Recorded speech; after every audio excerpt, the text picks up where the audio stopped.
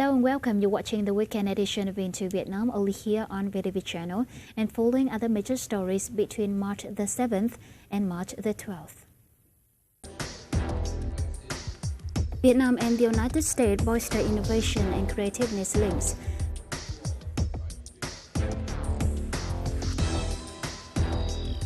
Foreign direct investment rises 135% between January and February. And Standard Chartered say Vietnam is a steady rock in global rap.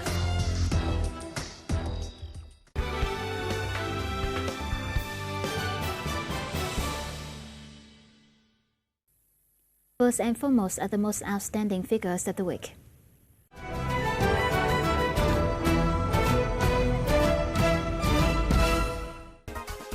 Between January and February, over $2.8 billion of foreign direct investment was poured into Vietnam, 135% higher than the same period last year.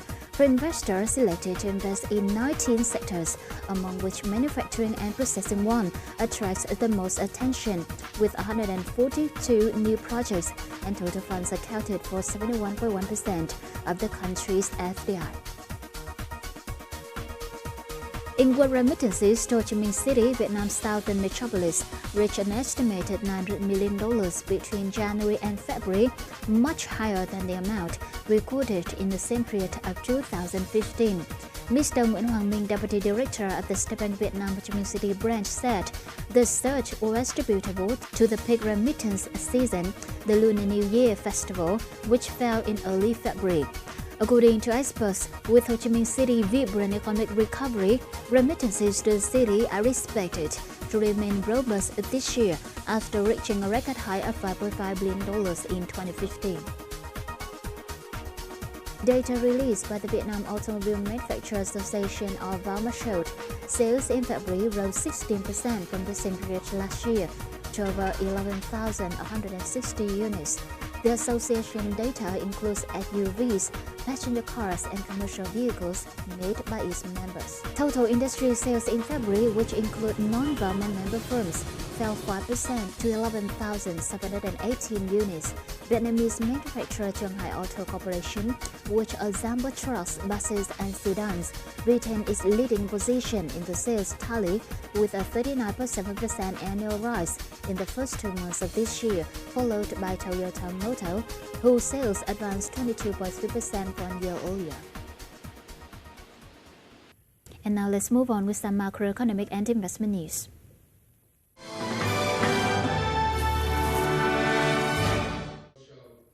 An event to promote links in innovation and creativeness between Vietnam and the United States was jointly held by the Ministry of Science and Technology and the United States Embassy in Vietnam in Hanoi on March the 7th. Speaking at the event, U.S. Ambassador to Vietnam Mr. Ted Osier stressed that innovation and creativeness is necessary for the future of both countries, expressing his hope that the event will foster the spirit of innovation and creativeness in Vietnam, as well as the development of the startup business community in the country.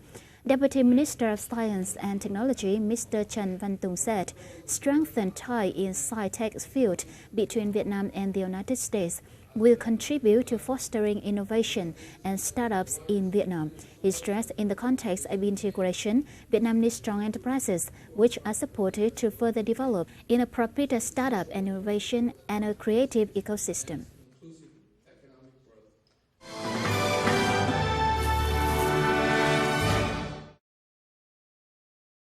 The Ho Chi Minh Stock Exchange said in a statement, state-run meat processor Vietsan raised nearly 907 billion dong, or $40.1 million, after selling a 14% stake at its initial public offering on March the 7th. Vietsan sold on 11.33 million shares on offer at an average price of 80,053 dong per share, compared with a starting price of 17,000 dong set by the firm.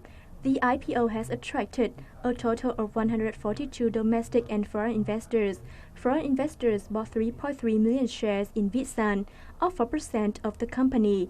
Vietsan plans to hold an auction to sell another 14% stake to strategic investors on March the 24th.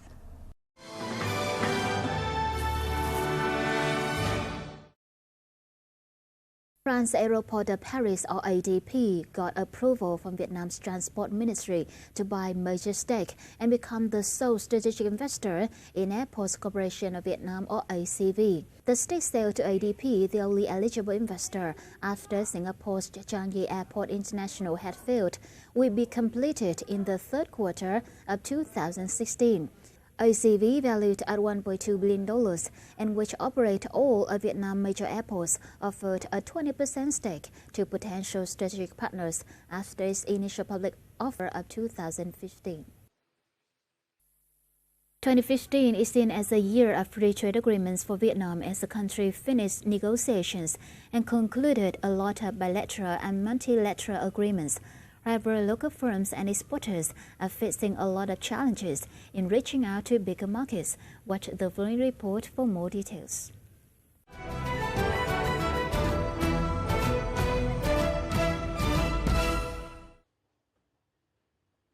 This is a fruit and vegetable exporter.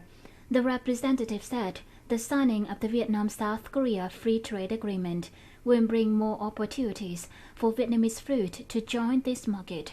The current tariffs of tropical fruits of 30% will bring gradually down to 0% during 10 years.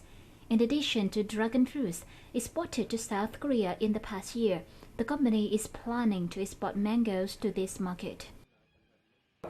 Là một cái thị trường có thể nói là tiềm năng nhất trong khu vực ASEAN của mình. Nó có thể nói như thế. Tại vì Hàn Quốc là một nước rất là lạnh, thời tiết lạnh quanh năm, do đó là cái sản lượng nông sản cũng như trái cây trồng được ở Hàn Quốc rất là ít. Còn ở Việt Nam mình thì thời tiết nhiệt đới quanh năm, trồng được rất nhiều trái cây. Do đó để làm sao để đưa được cái sản phẩm mình qua Hàn Quốc thì đó là một cái lựa chọn khôn ngoan.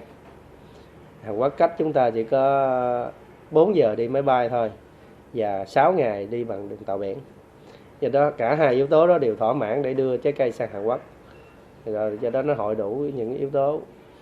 Và Việt Nam mình ký được một cái hiệp định với Hàn Quốc như thế phải nói là một thành công lớn của Việt Nam. In addition to fruits, the Vietnam-South Korea Free Trade Agreement also opened doors for other commodities as 95.4% tariff lines will be reduced. It's noticeable that South Korea is the market where Vietnam benefits most from custom tariffs. Statistics from the Ministry of Industry and Trade showed that in 2014, the benefit rate in the ASEAN market of Vietnamese enterprises is 25%. The figures in Australia and New Zealand is 27%, in India 31%, China and Japan 33%, and Chile 37%. It can be seen that the benefit rate from FTA of Vietnamese businesses remain low. How to certify the rules of origin to improve the benefit rate from the FTA?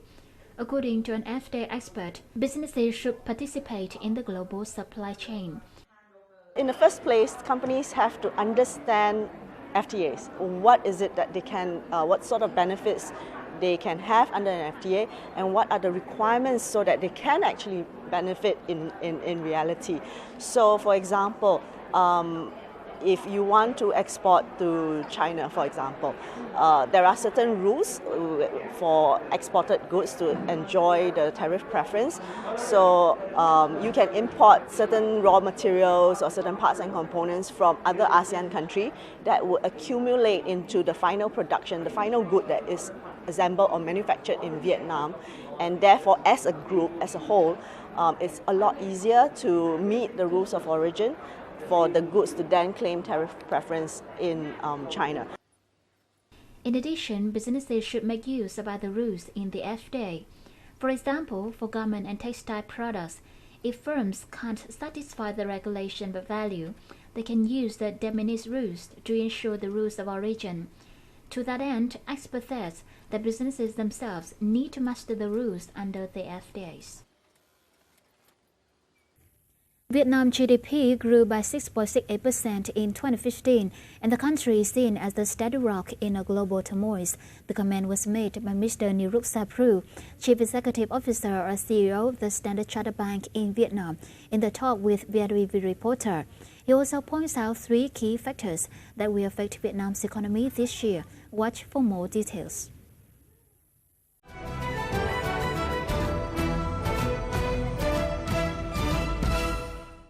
So first of all, Mr. Niruk Sapru, thank you so much for joining our program on VITV channel. As a flashback to Vietnam's economy in 2015, what do you think are the most outstanding outcomes of the Southeast Asian economy? Thank you very much, first of all, for taking the opportunity to have a talk with me. I really appreciate that. 2015 was a great year for the Vietnam economy. Growth has been solid. Macroeconomic conditions have been good. The economy has been well managed.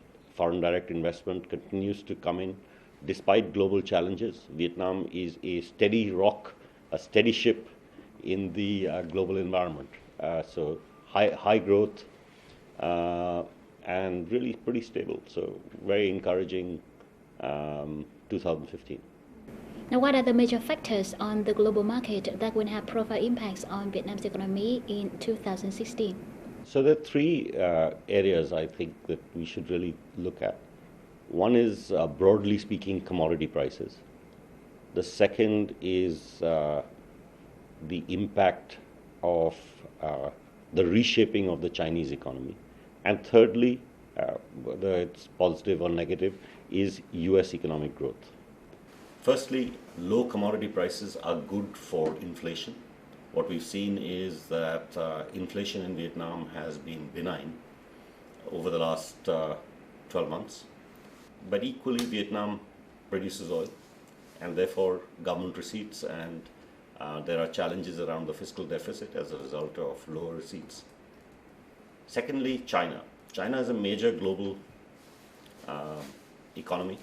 It's a big trading partner for Vietnam. As China moves towards a more consumption-driven economy and reshapes its economy, and I think Vietnam needs to take advantage of the areas where it is competitive and use this change in China to really focus on its own domestic economy and see what are the areas that can grow as a result of the shifting focus in China. And then lastly is US growth. I mean, the recent Fed hike is a good indication that US growth is returning. So I think that's good for the economy. Vietnam equally is signing a whole bunch of agreements in the free trade arena. So anything which leads to increased global growth is good for Vietnam. And last but not least, taking both local and international conditions into consideration, what are your expectations of Vietnam's GDP expansion in 2016? I'm very bullish on 2016 for Vietnam. I think Vietnam has all the right signs of a very strong 2016. I think GDP growth is going to outperform 2015, which is already a very strong year. I think the challenge for Vietnam in 2016 is to make sure that that growth is benefiting a large portion of the population, in continuing to make sure that, as I mentioned earlier, that the foreign direct investment which is coming into the country creates value chains, creates high-skilled jobs, continues to drive growth in the Vietnam economy. So I'd say pretty bullish on 2016 for Vietnam. Well, thank you so much for your informative sharing today. Thank you very much again, and good to see you.